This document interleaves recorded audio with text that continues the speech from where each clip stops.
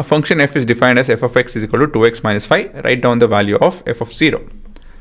So f of 0 is 2 times of 0 minus 5, which is minus 5.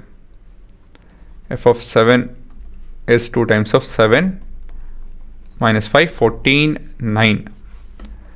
F of minus 3 is 2 times of minus 3, minus 5, minus 6, minus 5, minus 11. So ಇದರಿಂದ ಏನು ಕಲಿತೇವೆ ನಾವು? ಇವೆಲ್ಲ domain ಅಂತ ಹೇಳಿ ಅಲ್ವಾ? ಇದು ನಿಮ್ಮ ಡೊಮೇನ್. ಮತ್ತು ಮುಂದಿಂದೇನೋ ಇವೆಲ್ಲ ನಿಮ್ಮ ರೇಂಜ್.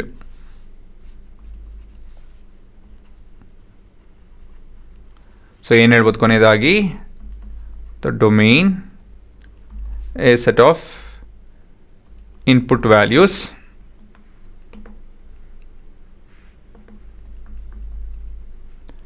ಅದೇ ರೇಂಜ್ ಅಂತ ಹೇಳಿದ್ರೆ ಸೆಟ್ ಆಫ್ ಔಟ್ಪುಟ್ ವ್ಯಾಲ್ಯೂಸ್. -5, 9 ಮತ್ತು -11 ಅಲ್ವಾ? ಸೊ ನಾವು ಡೊಮೇನ್ ಏನು ಮಾಡ್ತಾ ಇದ್ದೀವಿ? We are taking the union at different condition. ಅದನ್ನು ಕಲಿಬೇಕು ನೀವು. ಡೊಮೇನು ಬೇರೆ ಬೇರೆ ಜಾಗದಲ್ಲಿ ಏನೇನು ತೊಗೊಂಡಿದ್ರೋ ಅದನ್ನೆಲ್ಲ ತಗೊಂಡು ಆ್ಯಸ್ ಅ ಹೋಲ್ ಗುಂಪಾಗಿ ನಾವು ತೊಗೊಬೇಕು. ರೇಂಜು ಅದರ ರೆಸ್ಪೆಕ್ಟಿವ್ ಔಟ್ಪುಟ್ ತೊಗೊಬೇಕು ನಾವು ಅಲ್ವಾ? So that's how you build the domain in range. ಆ ವಿಷಯನ ನೀವು ಇಲ್ಲಿ ಕಲಿಬೇಕಾಗುತ್ತೆ.